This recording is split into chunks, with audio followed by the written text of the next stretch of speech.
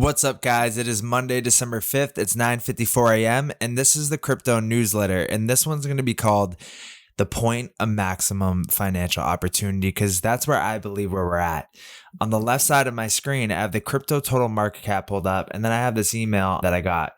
And in it, it talks about the psychology of markets, like it's the Wall Street cheat sheet for psychology behind markets. And I believe we're at this final phase here, which is the point of maximum financial opportunity. So we're going to read through this, and then we're going to take a look at this kind of picture here and map it up to where we're at now.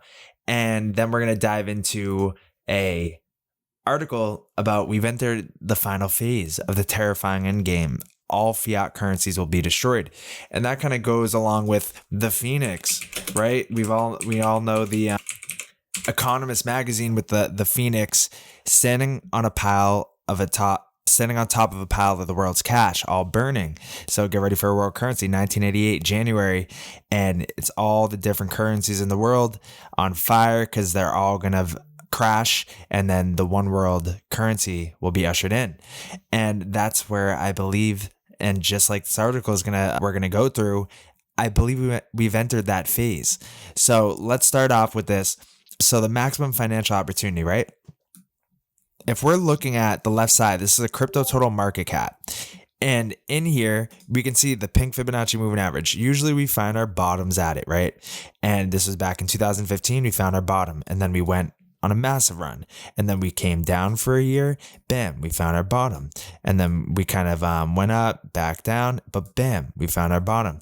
And then we went on our massive run, right? Keep in mind, buy now right before, and then sell now right at the top in May of 2021. And we're seeing a prepare to buy soon, just like we saw back here. And I think we're wrapping up the final phases before getting our buy now signal, which, I mean, you already know. So where we're at right now as well too is that right at the pink Fibonacci moving average. So if anywhere is going to be a bottom, it should be right here. And that's what I'm looking at. So let's look at this picture. I'm going to zoom in. So let's look at it as if like we're this person. So wow, I feel great about this investment. So that's like somebody investing like right around here. And then it goes up a little bit. And this is the point of maximum financial risk. And it's no surprise that right at that moment, the peak euphoria is the point of maximum financial risk that the Stargate signals said to sell now right there. A lot of people buying right there, but no, sell now right at the top after buying at $3,000 for Bitcoin, selling around 55, 60K. That's a 20x on Bitcoin. I mean, there were so many other altcoins that did 100x's, 1000x's. So no surprise there. And then we went and entered into our downtrend, right? And it was a little finickier because we actually bounced up and we did a double top. Usually we would do something like this where we come down, a lower high, we come down more, and that would look more similar to this. But this was the fake out of all time because we came here, what's it called? We have never gone back up for like a double top like this for any bull market to be over. So this was an anomaly that happened, and it threw people off because it's nothing like anybody saw before. But sell now right at the top. And theoretically, if we followed the past cycles, we should have came down here, did a lower high, came down like that, it went sideways, bam, and we'd follow to on par.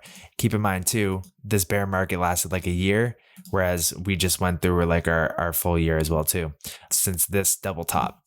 But so that's what I'm seeing here. So at this point, we're at temporary setback. I'm a long-term investor, which is like kind of right back here. Like when we broke below the purple Fibonacci moving average, that was that point where it was like a big sign. And then you see fear start to kick in when we start to break lower, and then panic when we break a little lower. And then you're probably thinking maybe the markets aren't for me, right? Like you've lost a lot, right, from this, and you're starting to wonder if like it's just overall not right for you. That's not the case. Markets are right for everyone. It's a matter of when's the right time to get in, get out. That's why we have these signals here.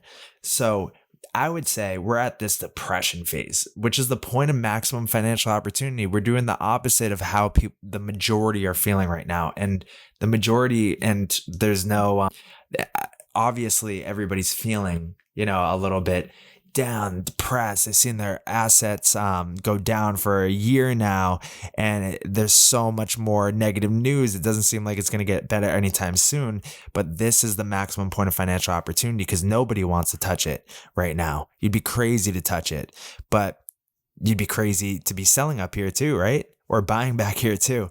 So whatever the majority narrative is, we try to go against that.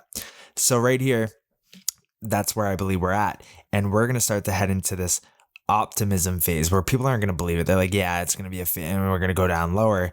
But I think it's going to be, just a little bit, and we're going to gear back up again and go down that same psychology, those same cycles, right? So that's what I see panning out as far as the crypto total market cap. And then if we go into the death of the dollar here in all fiat currencies, I believe we've entered into the final phase of this because we've already seen the dollar, tank a lot. I believe we're going to probably see a rebound back up here to get rejected and then ultimately come back down again, or even up here. Very likely, since we've already came down so fast, we have to find some relief somewhere. But usually when we see these prepare to buy soons on the 3-day chart after seeing multiple sells, that's the start of the end, right? And that's where I believe we're at. Because you can see, we have these sells and then we get our first 3-day buy warning, and then that's the start of the end. We have our sells, 3-day buy warning, bam, let's start to the end. And it's same across the board here. Even if I go out to the weekly chart, the 5-day chart. Nope, 4-day chart. The 2-week chart, we got our huge sell signal, which has called every macro bottom and top in the dollar for the past 13 years now. So it's nothing to play around with. So that's why I believe as well, the charts are lining up to this news, right? So this is definitely something to pay attention to because I think this guy's spot on the money. So we're going to go through this. So Titanic. So we have now entered the final phase of the terrifying endgame where all fiat currencies will be destroyed. Titanic currency destruction, how central banks ruin everything. Below we track years of desperate yet deliberate central bank bubble creation and can kicking to its ultimate endgame, currency destruction. The bond market is the thing. When tracking markets and asset classes, one eventually accepts the Shakespearean reality that the bond market is the thing. When a completely distorted global financial system is driven exclusively by the greatest debt bubble and hence crisis in history, the cost of that debt, the interest rate, becomes the main protagonist. When rates are low, for example, the bubble grows, and when rates are high, they pop. Of course, the bigger the bubble, the more fun the ride up, but conversely, the bigger the bubble, the more painful the pop. And by the way, all bubbles pop. We are now entering that pop moment, and the central bankers know it because they created it. Once upon a time, natural forces, once upon a time, there was a concept and even a dream of healthy capitalism and natural market forces in which bonds were fairly priced on the basis of a now archaic notion of actual supply and demand. That is when demand for a bond was naturally high. Its price rose and its yield, hence rate, was naturally low. Conversely, when demand was low, its price fell and its yield and hence rate rose. This natural ebb and flow of yields and hence interest rates kept credit markets honest. As rates climbed, the cost of debt rose, debt liquidity naturally slowed down, and the system prevented itself from overheating. In essence, the bond market has a natural pressure gauge which triggered a natural release of the hot air within a bubble. Then came the unnatural central bankers against which our founding fathers and constitution warned. Like everything centralized and human as opposed to natural, these short-sighted bankers ruined, everything. Rather than allow bonds, yields, and hence rates to be determined by natural price forces, these banks had the arrogant idea that they could control such forces, the hubris equivalent of a sailor attempting to control the power of an ocean. For years, central banks have artificially supported sovereign bond markets by purchasing otherwise unwanted bonds with money created out of thin air. This absurd solution of repressed rates created bubble after bubble. That was the fun part. It is also the part which breeds a school of academic apologists and theories. Remember Janet Yellen's claim that we may never see another recession? Meanwhile, market participants enjoying the tailwinds of low rates and easy, cheap access to debt ignore the bubble dangers ahead as they enjoy the admittedly fun part of a rising bubble. Oh wait, what fun a cheap debt-driven and artificially controlled series of cheap debt-induced bubbles can be. So bam, dot-com bubble, subprime bubble, everything bubble. That's where we're in. We're in the everything bubble. So like the tuxedo-clad first-class passengers on the Titanic's A deck, investors, the top 10% who own 90% of stock market wealth, pass cigars and brandy among themselves and speculate the children's comparing portfolios, all while ignoring the rising iceberg off the bow. So when it comes to making icebergs, our central banks have a perfect record, and the leader of this pack is the U.S. Federal Reserve, a private bank which is neither federal nor a reserve. Just saying. For those paying attention rather than passing cigars on the A deck, you've already noticed this pattern of bubble to bubble and hence debt iceberg to debt iceberg creation before. The Fed, with the complicit support of the commercial bankers and policymakers, for example, solved the tech bubble of the late 90s, which popped in 2000, by creating a real estate bubble which popped in 2008. Though the same playbook of artificial rate suppression, the Fed then solved that housing bubble by creating a global sovereign debt bubble, the very A deck upon which we all stand today. So today's iceberg, a global credit crisis. So the financial freeze, right? The ICE 9. Having bought time in bubbles from tech to housing to sovereign bonds, the Fed is now running out of places to hide its latest iceberg. The kind of can kicking is more like sin hiding. Having squeezed a tech bubble into a real estate bubble, then a real estate bubble into a sovereign debt bubble, where can the central bankers now hide their latest Frankenstein bubble and iceberg? The currency bubble, right? For me, at least, the answer is fairly clear. The only way to hide and solve the greatest sovereign bond iceberg crisis in history is to bury it beneath wave after wave of mouse-click debased and hence increasingly worthless fiat currencies. In short, the Fed will hide its latest credit bubble behind the last and only bubble it has left, in a history-confirmed pattern used by all failed financial regimes, namely creating a currency crisis to solve a debt crisis.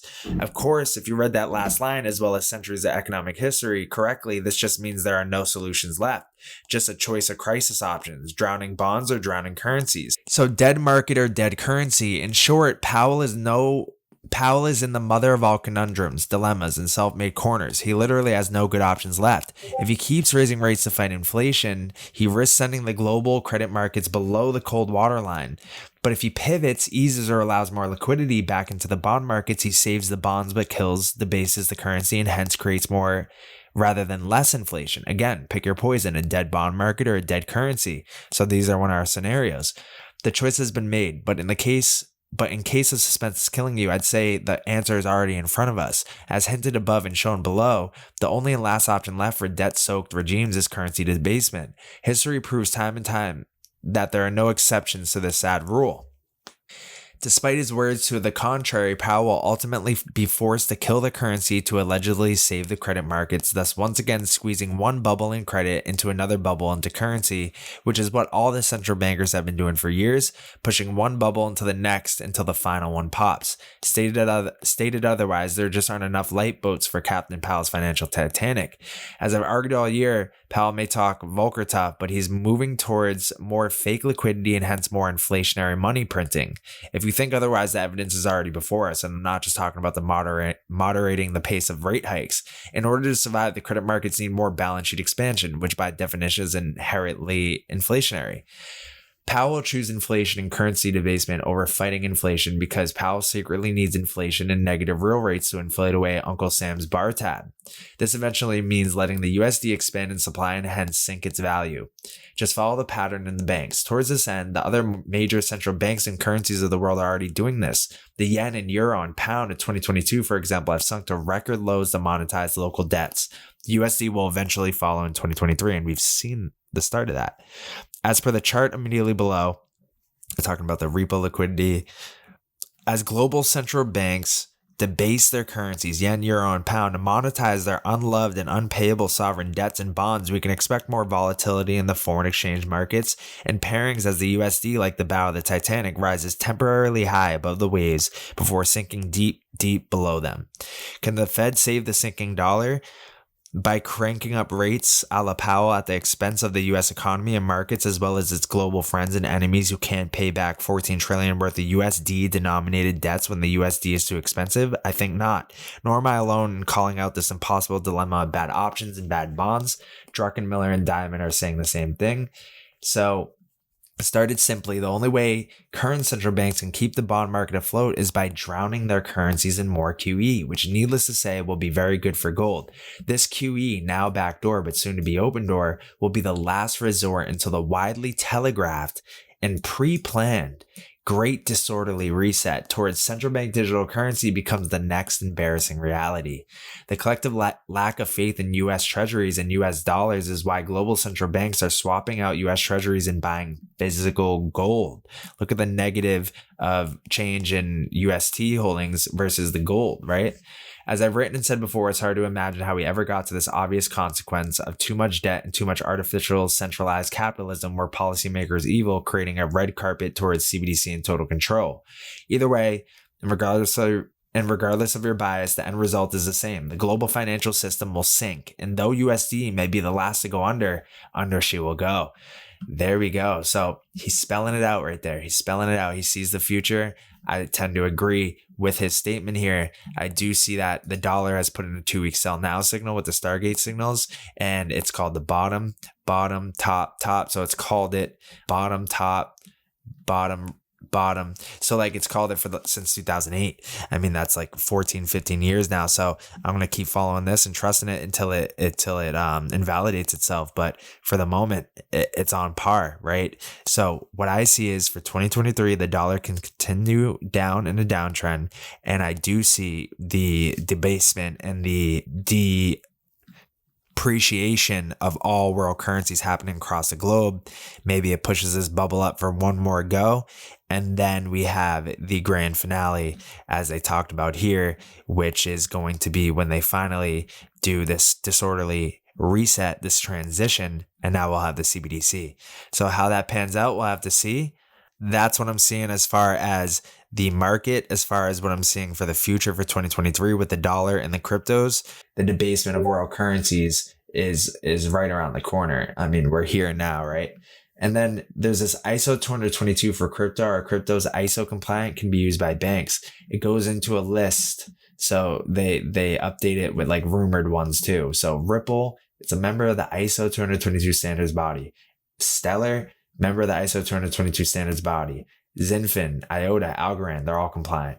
HBAR, Quant, ADA, rumored to be compliant. So in the Discord, I'm going to be setting up our pair-to-pair ISO signals. So that's right here with the Ninja ISO pair racks strategy. And I'm going to be setting up all those ISO coins against each other so we can trade in and out of ISO coins, accumulating the amount that we hold. So when the market does turn around and go up in a big way, now we have more in our bag to then reap the reward of the USD amount when, say, it 10x's. So if you had 1,000 tokens, 10x's, now you have, and say it's at like $10, you bought 1,000 tokens at $1, 10x's, now it's at $10, you just made, a $9,000 profit. But if you were to be able to trade pair to pair, now you all of a sudden you have 20,000 of this token, now you got $19,000 profit. So it's all about accumulating the token holdings, the quantity, and then playing it smartly, swing trade, long-term trade, as far as the pair-to-pair signal goes, to really maximize and compound your gains. It's a game changer strategy. So if you haven't already, join the Discord. The link will be in the bio, as well as stargate-ventures.com. Come over to the website homepage, right? Free crypto masterclass accelerator. Just click that. You're going to get 13 fundamental videos preparing you for this macro mindset that you're going to need for the next coming crypto craze and what's going to play out due to this currency debasement. So like in this 13 video masterclass accelerator, it's free. And I give you all the keys to watch for with how this is going to pan out. And it's really on top of it as far as we're at this moment with the end game, and we need to look back in time to see what also happened during times of another end game scenario. And then what could we be at the same moment in a 3.0 type of way, right?